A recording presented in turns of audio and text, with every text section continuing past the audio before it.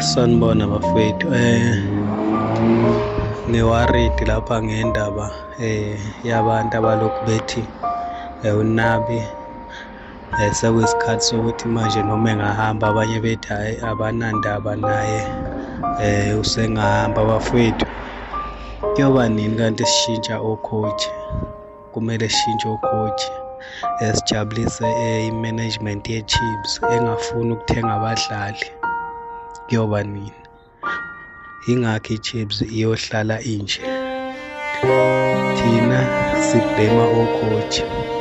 Why i-management ye-Chiefs u-coach ingamnikezi i-material ayifunayo, players awafunayo, awadingayo, afuna ukuwasebenzisa? Bonke labo coach abahambile, abadlali ababenabo abasayinwe i-Kaizer Chiefs. Khona lo mdlalo washaya ama-penalty awu-3, angiboni ukuthi khona u-coach owathi makulethwe loya mdlalo. But uBobby Motaung uyakwazi ukuhamba eyosayina ama-player, elanda ama-player angafunwanga u-coach, awalethe kwi-Kaizer Chiefs.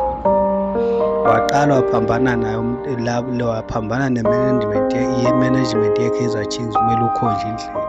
Kuyoba nini kanti abaqeqeshi belethelwa abadlali abafunwa yi-management? Hhayi kahleni bafethu, i-Chiefs ayisoze yaya ndawo uma i-management yayo izoyiqokela ukuthi ifuna muphi umdlali, kungabi u-coach unesitayela sakhe sokudlala, nendlela okumele enze ngayo. U-coach akanikezwe ama-players wakhe. UNabi nje manje obekhona, i-players asisayinile njengamanje liyi-1, uLilepo nangu odlala kahle kakhulu naye, oshaya namagoli. Umdlalo loyo ofune u-coach Nabi, nguye kuphela. Kodwa-ke i-Chiefs izogijima ihambe iyosayina abadlali abafunwa yibona, ngaphandle kokukhuluma no-coach.